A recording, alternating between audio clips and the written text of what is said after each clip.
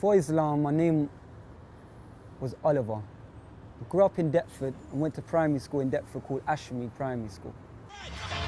Next time! You get me? You get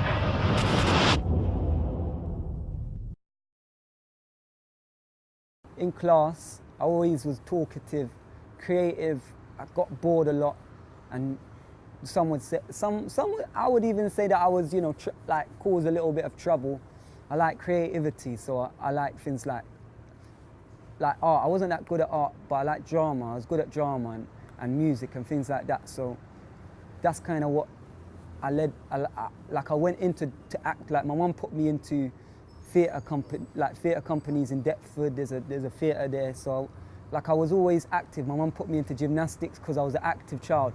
She put me into activities that would, you know, take my energy away because I just had so much energy. I was born with a heart condition and I was a bit deaf when I was born as well. So like I had like problems so I was always in and out of hospital as well as a child, missing out primary school days. Like it wasn't that easy, but yeah, I managed to, like I made people laugh a lot. Like that's what helped me through, I guess. And you know, growing up in Deptford, like it was easy just to go outside and just go on the street with your friends. And that's what I like. Even in primary school, I like to go out on the street. I wasn't allowed. My mum would always chase me down. Like she would always find out where I was and run me down. And had a little, like I would always be on this going outside, like just trying to have fun, I guess. At the end of primary school, I actually got excluded for swearing at a teacher. Like that was a big thing in my primary school. And someone told the teachers I had a knife on me, because like a little pen knife. Someone told the teachers that. So when I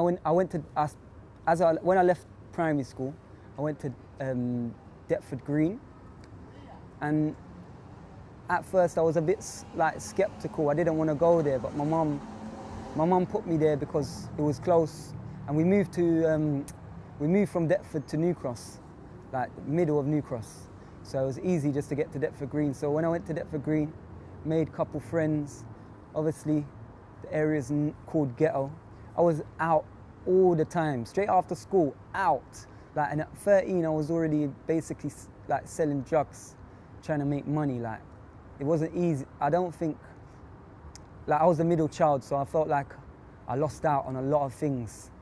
Like my brother would get brand new things, and then I would get that handed down. But it wasn't the right size for my little brother, so he'd get brand new things. So I was always getting the middle thing. So I wanted my own stuff. So I just went out there and started. And my mum, like, it started as like little, like not too bad. Then like at 14, 15, I was making a lot of money. I'm not gonna lie, everyone around knew that I was doing that. But it causes jealousy. And I was on my own doing it. It looked like I was on my own doing it. So, I was still going to school as well, but that kind of started taking over more and more. Like, and then I got to my GCSEs, passed them. Not that, like I got 11, mostly like drama, and that was good. Art was kind of good. Maths and it wasn't that good. But yeah, the road thing took over more. Like, I enjoyed it. It gave me what I wanted. And I didn't realize that I was so young, I didn't realize people can get jealous of what you have.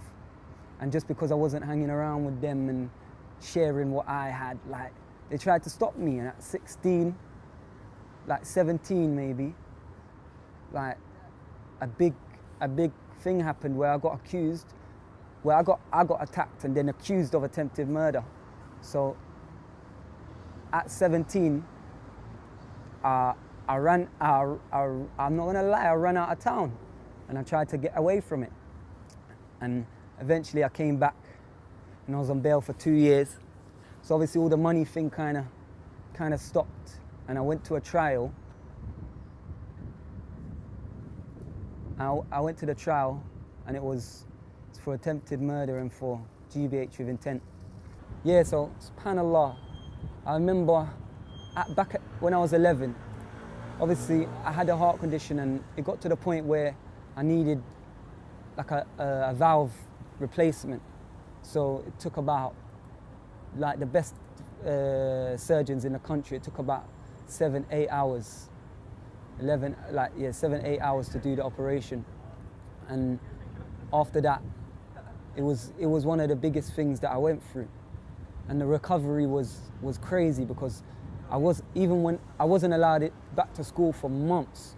And imagine at 11, like this is important, because a year later, my next door neighbor, she died right in front of me, subhanAllah.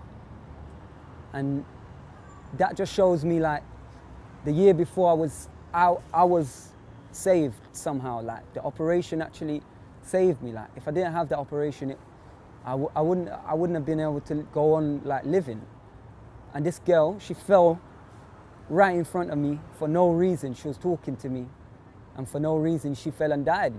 So I was looking down at her, and I realized that this is part of a cycle. And at 12 years old, that hit me. I wasn't sad, I wasn't happy. It was just part of a cycle. That's what I took it as. So back to being on trial. The first trial was both charges, and the first trial was both charges, and alhamdulillah, they proved that I didn't attempt to murder anybody, and they couldn't prove that I didn't try to cause GBH, so they needed a second trial. On the second trial, the barrister that I had was a Muslim, and I didn't know that until he salamed someone, and I was like, what's that about? Like, do you know that guy that you just salamed? And he says, no, I don't know him, but because he's a Muslim, we say Salamu Alaikum, which means peace be upon you. That's the first kind of introduction that I had to Islam. Except for going back to the girl that died next door, I went to her janazah because she was Muslim, her family was Muslim. And they asked me to come to the janazah, so I dressed in a khamis, and I went to the mosque, and I did wudu, and I prayed, and I made dua. And the brother of the sister told me, when you make a prayer, make it straight to God. Don't make it through Jesus. Don't do any of that. Just make it to God and see what happens. So I was young, but I made some serious prayers. Like, I remember it kind of clearly. And then, so on the second trial now, that was just a GBH of intent. So throughout the trial, the brother I was asking him questions. He was telling me about Islam, like about the prophets, about Jesus, about Muhammad sallallahu alaihi wasallam, about the whole thing, and the similarities between Christianity and that. So it opened my eyes, and he saw that I was interested, so he actually gave me his own Quran. Then I spoke to my next door neighbor, who I said, you know, I'm thinking about Islam. Can you give me some information or something? And he brought a teacher, like they call him an ustad or something like that. And he for about a month came to my house every day. My mum, she didn't like it. She don't like my family did disagree with the whole thing. They didn't like me. Like, they didn't like this guy coming in my house with a big beard. Like, they didn't like it. Like, they didn't like it. So I suppose my mum got worried because I'm like an Asian man with a big beard and a long gown, you know. It's not long after 9/11. Like, I should have understood that more, but you know, me being me, I didn't really understand that. So I just kept him coming to my house, and he taught me a lot. And then at the end of him teaching me about like everything he spoke about, he said, everything I said is from the Quran, nothing is from my own words. And I said, because of that, I agree with everything that you said, and I want to take my shahada. So he said I must take ghusl, and then I went next door and took my shahada, and it was beautiful. When I took my shahada, as I was taking it, it felt like I knew the words already, and my body from the feet was like it was filling up with warm water, like my body was empty and it was filling up with like, I don't know, I can't explain the feeling properly, but it's filling up with something until it got to my eyes, and then I started crying. Like my body and my mind was so happy. And from that I tried, you know, I was trying to practice, but tried to keep it secret from my family because they already showed they already showed that they didn't agree with it. So every time I'd go to the mosque with a khamis on, I'd tuck it in before I go home and go in, just normal. Like, but I was still on the road, I won't lie, I was still on the road. And then it got to the, I think, what was it, the first Ramadan? Yeah, I think it was the second Ramadan that I was Muslim. Obviously I was fasting and went to the mosque every day. I was going to lessons as well at a brother's house. It was good, like, mashallah.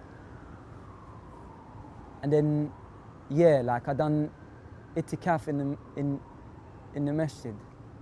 And after that, my family, they said, if you want to carry on being Muslim, you can't stay here. So I stayed in the mosque for like months. The masjid let me stay there. I was basically looking after the mosque, like helping out and that. And then it got to the point where the mosque couldn't accommodate me, you know, it's too long. So an imam took me to his house, and I was staying with him for a long time. And then, subhanallah, I was practicing fully, like, and then I had to start staying with a brother. Stayed at his house. He lived near the masjid, so I lived with him. And you know, staying in the mosque, it was weird because I'm new to the deen, and I know that the mosque is only letting me stay there because, you know, I'm a brother, and they basically have to let me stay because I got nowhere to stay. So I felt I don't know, I felt alone, I guess. Like, it was crazy still. Like, it was mad. Like, I left, I started, you know, when you just, because I was so keen about Islam, I started dissing all my old friends, like, because they were so road, like, just diss them. Like, when they have phone calls, they ring me up, straight away I'm giving them dawah, but it's the wrong kind of dawah. I'm arguing, like, you don't know the truth. Like, I'm trying to tell them when I don't really know, like, so when I'm arguing with them, I don't really have no weight in my argument. I'm a new Muslim, like, I barely know how to pray. So it was a crazy time in my life.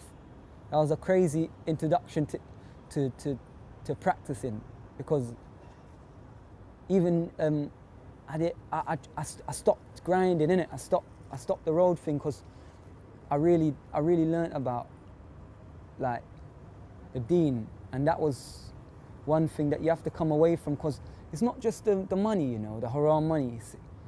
It's the lifestyle. That money stays in that lifestyle. It's a circle, innit? It's a circle. Like, you make that money, then you've got things that you got to spend that money on because it's that lifestyle. You got to keep up to date with it.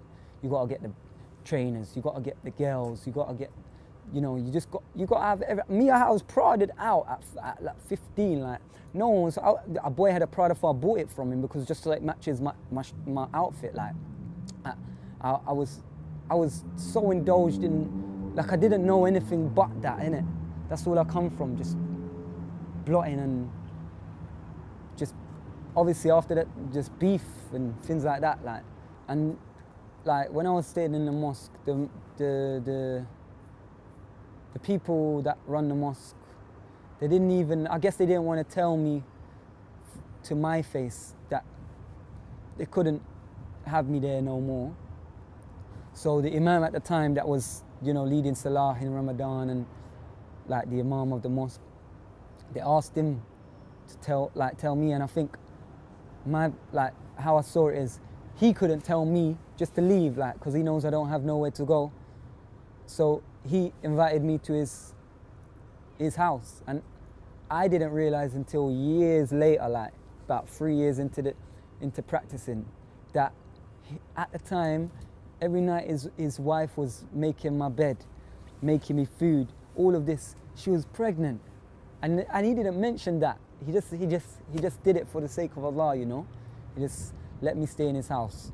So like, I wanted to practice, but he you know what, yeah, he took me under his wing properly. Like, took me everywhere he was going. He went to what do you call them, madrasas. Like, he was a busy imam. Like, he did ruqya. I learned a lot from being around him. Like, it was a good experience. At the same time, it was a very, very difficult situation to understand. Like, how did I put myself here? Like is it worth it? I guess all them questions come. And then, like, alhamdulillah, brothers, the mosque that I stayed in, that was my local mosque, on like one of them on Oakent Road. So the brothers did it. We all know each other. It was a good, strong circle of brothers, you know, young brothers that some of them have similarities, and some of them are just, you know, reverts from this kind of like we just all like come together because we're trying to practice, you know. So one brother, he lived near the mosque, as I said, and he just let me stay, and it was more comfortable because he's like my age. Yeah, so I was staying at the brother's house. Alhamdulillah, I stayed there for a long time, like as long as I can remember. But you know, I got to know the deen a bit more. So it wasn't just me trying to grow my beard, trying to wear the thobe. I was actually learning at this point. Well, I was around a lot of brothers, every kind of brother. Like, there's so many, you don't even realize you're around a brother that's in a group. You don't even realize you're around a brother that, you know, that's got automotives or whatever. You don't see that, because as a new Muslim, you're sincere, you know. You're fresh, so you're trying to, you know, you're open to anything basically. Whereas, you know, I should have done the things like learning Arabic first. Whereas I jumped straight in at the deep end. Like, there was brothers I was around, I shouldn't have been around them. Like, groups that you just shouldn't be part of. You know, like, a lot of people will tell you they know this and they know that, but really and truthfully they don't even know Arabic, or maybe they do know Arabic, but you know, manipulation is just because someone's Muslim with a beard and a thobe, it doesn't mean that they can't trick you or they can't manipulate you into something that they want you to do. So, you know, you have to stay steady. You have to, there's a thing, you take the middle path. Like, that's there for a reason, because taking the middle path keeps you safe. Like, just be Muslim, innit? Like, it's easy. It's an easy way of life.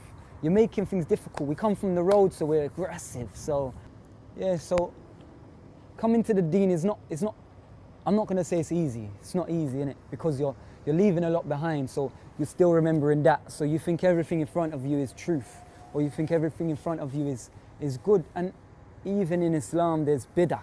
So there's brothers that will prey on you, like, especially if you don't know, especially if you don't go straight into learning Arabic or something, like, so you can read what you're being told, because people will teach you things, and the English language is very limited, whereas Arabic, you can say one word and it means so much. So I could tell you Islam means peace. Yeah, it does, innit? But it means so many things. It means the one who submits to Allah, innit? Like, do you understand? So I can translate something the way I want to translate it to you if I want to, innit?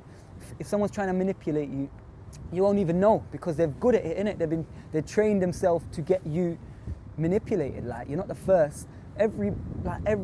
Most brothers that come from the road, that's what they go through a lot of the time.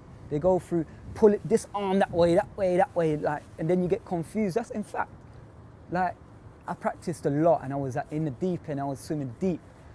I was, as I said, I wasn't learning all the things I should have been, like Arabic and things like that. Whereas, and then it took me back away from Islam, basically. Like, like years later, I basically stopped practicing, and Allahu Alam why, innit?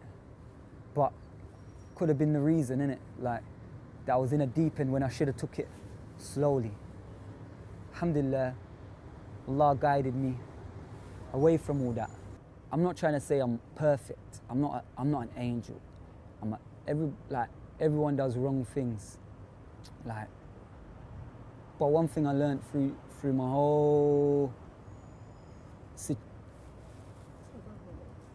whole experiences is that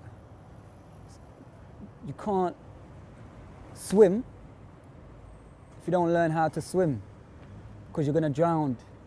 So you can't mistake things like passion for truth, for haqq, because if you're thinking about coming to Islam or you're new to Islam, you might see someone shouting, and it might look like it's from their heart, so yeah, I'm down with that person. Look at him, look, he's down, he's rolling. I'm rolling with him. That's not always true though. There might be something else. You need to learn. You need to learn, and it's easy to learn. Just take it easy. So before, I was all over the place. I was going here, going there, shouting. I was going to protest, shouting about things I actually don't really know about. Where, alhamdulillah, now I'm back at square one. I'm learning my deen, innit? And anything that I was associated with before, I'm free from that. Alhamdulillah, I'm back to square one. I'm learning my deen. And anyone that's thinking about becoming Muslim or is new to the deen, they need to do the same and learn the deen. Barakallah feek.